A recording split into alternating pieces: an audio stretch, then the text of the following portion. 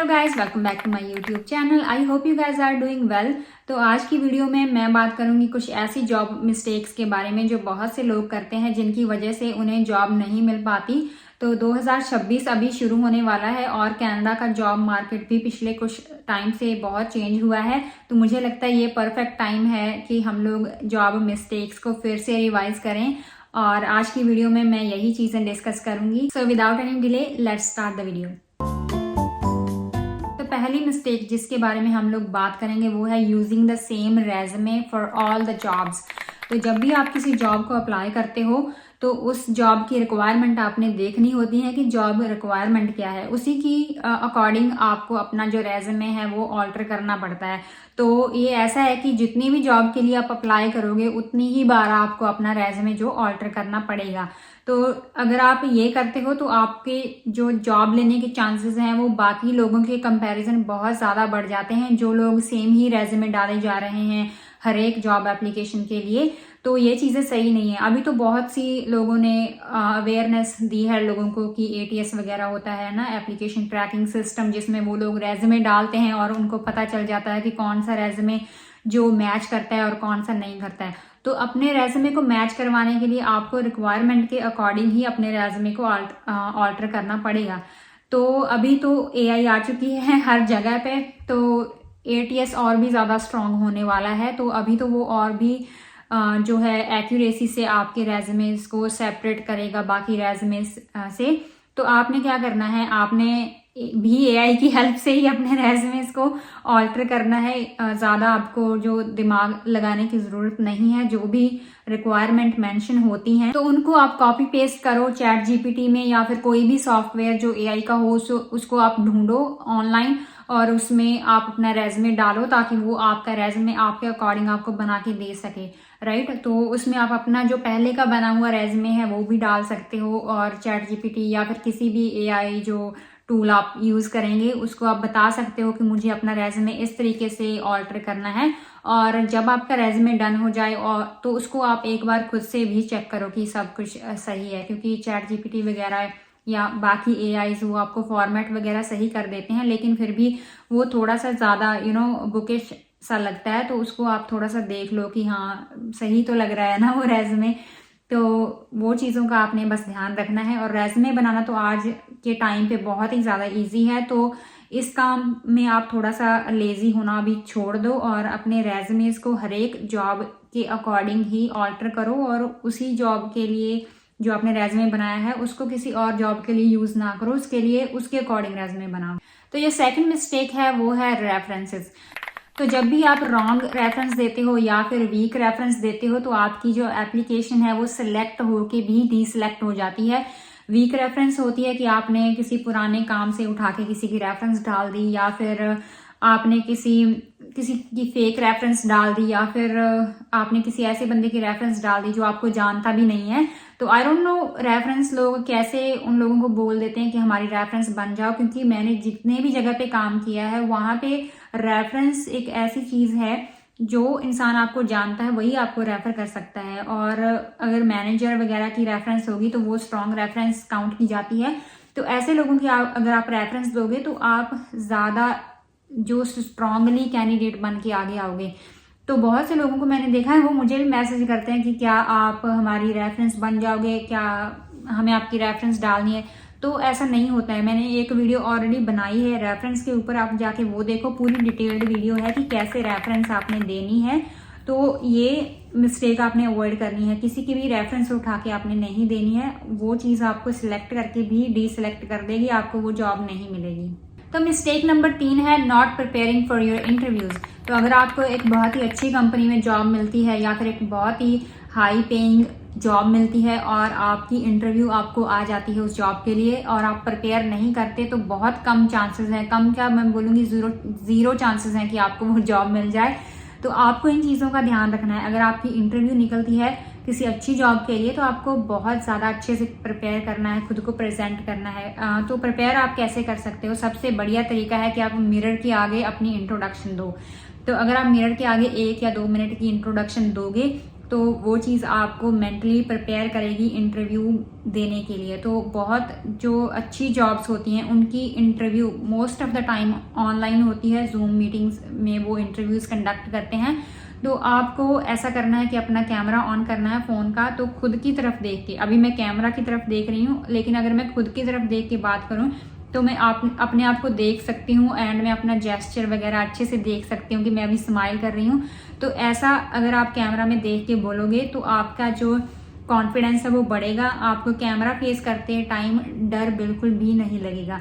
तो ये 2 चीज़ें हैं। अगर आपकी इन पर्सन इंटरव्यू है तो आपने मिरर के सामने अपनी प्रैक्टिस करनी है, और अगर जूम मीटिंग पे इंटरव्यू है तो आपको खुद की तरफ देख के वो इंटरव्यू के लिए प्रिपेयर करना है। और इंटरव्यूज में हमें नहीं पता होता कि वो हमें कौन सी चीज़ें पूछेंगे, तो सबसे बेस्ट जो चीज़ आप प्रैक्टिस कर सकते हो वो है कि आप अपनी इंटरव्यू में अपनी इंट्रोडक्शन जो है वो आप प्रिपेयर करके रखो। और इंट्रोडक्शन वैसे तो वो बहुत छोटी सी इंट्रोडक्शन लेते हैं, लेकिन फॉर प्रैक्टिसिंग पर्पस आपको पूरा चीज़ बोलनी है। आपको अपना नाम बताना है, अपनी स्टडी बतानी है, बैकग्राउंड बताना है, और अगर आपका कनाडा में कोई जॉब एक्सपीरियंस है तो वो भी बताना है। तो ये चीज़ें अगर आप प्रैक्टिस करोगे तो आपकी जो नर्वसनेस है वो बहुत कम होगी, एंड आप बाकी कैंडिडेट्स के कंपैरिजन जिन लोगों ने प्रैक्टिस नहीं करी होगी उनसे आप लोग एक स्टेप आगे चल रहे होंगे। तो इसी के साथ मिलती जुलती हमारी नेक्स्ट मिस्टेक भी हो सकती है, जो कि है पुअर कम्युनिकेशन स्किल्स।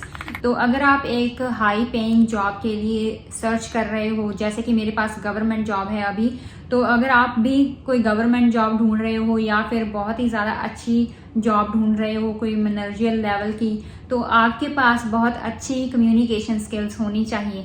तो कनाडा में रहते हुए सभी का हाल ये है कि हम लोग सभी यहाँ पे पंजाबी बोलते हैं, तो इंग्लिश से हमारा दूर दूर तक कोई भी नाता नहीं है। तो जब भी मैं अपने फ्रेंड्स से मिलती हूँ तो वो मुझे बोलते हैं कि तुम्हारा अच्छा है कि तुम गोरों के साथ काम करती हो, तुम्हें इंग्लिश बोलने का मौका मिलता है। तो टू बी ऑनेस्ट पिछले 5 सालों में मैंने बहुत कम लोगों के साथ इंग्लिश में बात करी थी, और हम लोग पंजाबी में ही या फिर हिंदी में ही बात करते थे। तो ये एक बहुत ही बुरी बात है हम सभी के लिए कि हम लोग जितने प्रैक्टिस आइल्स के टाइम पे इंग्लिश की करते थे उतनी हम लोग कनाडा में आके नहीं बोल रहे। तो ये चीज़ सही नहीं है। अगर आपको एक अच्छी जॉब लेनी है तो अपनी कम्युनिकेशन स्किल्स आपको इम्प्रूव करनी पड़ेगी। इंग्लिश बोलने की जो स्किल है उसके ऊपर आपने काम करना है। पंजाबी को भी बोलना है काम पे, लेकिन बैक ऑफ द माइंड आपके ये बात होनी चाहिए कि मुझे कल को अच्छी जॉब लेनी है, मेक श्योर कि मेरा इंग्लिश से कनेक्शन टूट ना जाए, मुझे अच्छे से इंग्लिश आनी चाहिए। तो इस चीज़ का भी आपने ध्यान रखना है। ये बहुत बड़ी मिस्टेक है जो आप बहुत बाद में जाके रियलाइज़ करोगे कि यार इंग्लिश तो अभी मुझे भूल ही गई है कि कैसे बोलनी है। मिस्टेक नंबर 5 जो बहुत से लोग करते हैं वो है गिविंग अप टू सून।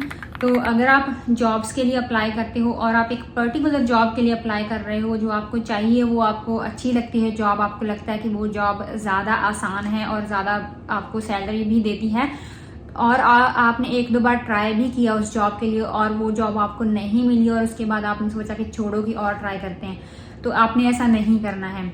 आपके पास अगर जॉब बिल्कुल नहीं है तो आप साथ में और जॉब्स ढूंढो, उस पर काम करो, लेकिन आपकी जो ड्रीम जॉब है जो आप करना चाहते थे हमेशा से, उसके लिए आप हमेशा एफर्ट करते रहो।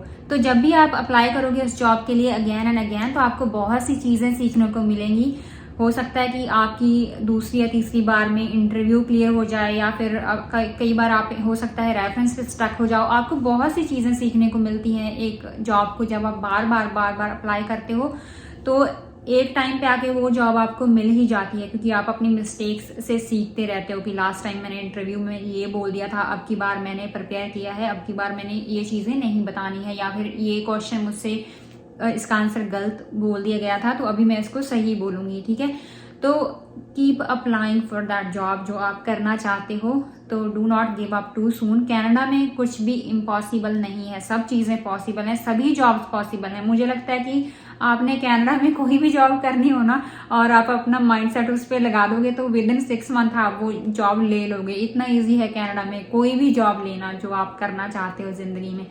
तो do not give up on your dreams. जो भी आपको जॉब करनी अच्छी लगती है उसके लिए आप अप्लाई करते रहो साइड पे, एक ना एक दिन वो जॉब आपको ज़रूर मिल जाएगी। तो मैंने सिर्फ टॉप 5 जॉब मिस्टेक्स जो लिखी थी, जो मुझे लगता है कि बहुत से लोग करते हैं अपनी जॉब हंटिंग के टाइम पे, लेकिन एक बोनस मिस्टेक मैं और आप लोगों के साथ डिस्कस करना चाहती हूँ। ये उन लोगों के लिए है स्पेशली जो अभी किसी जॉब को ढूंढ रहे हैं, जिनके पास करंटली कोई भी जॉब नहीं है, और वो मिस्टेक है applying for known companies only. तो जब भी आपके पास कोई जॉब नहीं होती है और आपका मेन टारगेट होता है बिग कंपनीज, क्योंकि बिग कंपनीज जो होती हैं वो बल्क में हायर करती हैं, तो वॉलमार्ट, सुपर स्टोर वगैरह हो गया, कॉस्को वगैरह हो गया, आपको ऐसा होता है कि इन्हीं पे अप्लाई करना है, या फिर ऐसी मिलती जुलती जो फर्म्स हैं इन्हीं में अप्लाई करना है ताकि आपको जल्दी से जल्दी जॉब मिल जाए। लेकिन वो लोग हायरिंग जो करते हैं वो बहुत ही बड़ी अमाउंट में करते हैं, और उतनी ही ज़्यादा अमाउंट में वहाँ लोग अप्लाई करने वाले भी हैं। तो हो सकता है कि आपको उन जगह पे जॉब इजीली ना मिले, या फिर आपका नंबर वहाँ पे ना आए, क्योंकि एप्लीकेंट्स बहुत ज़्यादा होते हैं ऐसी जगहों पे अप्लाई करने के लिए। तो आपको साथ साथ जो बिग ब्रांड्स नहीं हैं उनके लिए भी अप्लाई करना चाहिए, जैसे कि कोई स्मॉल शॉप्स हो गई आपके शहर में, या फिर कोई मॉल हो गया, या फिर कोई एक ऐसा प्लाजा है जिसमें सारी लोकल शॉप्स हैं, तो वहाँ पे भी आप अप्लाई कर सकते हो अगर वो आपकी फर्स्ट या फिर सेकंड जॉब है, या फिर आपको लॉन्ग टाइम से जॉब नहीं मिली है। तो उन जगहों पे अगर आप अप्लाई करोगे तो आप जो बहुत भीड़ जो होती है बिग अमाउंट में, जो बिग फर्म्स के लिए अप्लाई कर रही है, बिग ब्रांड्स के लिए अप्लाई कर रही है, तो आप उनके साथ तो आप अप्लाई कर ही रहे हो, लेकिन साथ ही साथ आप वो जॉब्स के लिए भी अप्लाई कर रहे हो जिनके अप्लाई करने वाले एप्लीकेंट बहुत कम होते हैं। तो आपको डबल फायदा होगा कि कहीं ना कहीं पे आपको जॉब जरूर मिल जाएगी। तो ये चीजें भी आपने ध्यान में रखनी है। बिग ब्रांड्स के लिए ही अप्लाई नहीं करना, लोकल शॉप्स पे भी आप अप्लाई कर सकते हो अगर ये आपकी पहली जॉब है, या फिर आपको बहुत टाइम हो गया है जॉब नहीं मिली है and you desperately need a job. तो ये दोनों चीजें आप ट्राई करो, don't always go for big brands. तो गाइज ये थी हमारी आज की वीडियो। आई होप आप लोगों को ये वीडियो अच्छी लगी होगी, और अगर आपको ये वीडियो पसंद आई तो प्लीज़ मेरे चैनल को ज़रूर सब्सक्राइब करें, और मैं मिलती हूँ बहुत जल्दी आप लोगों को एक नई वीडियो के साथ। तब तक के लिए take care and bye bye.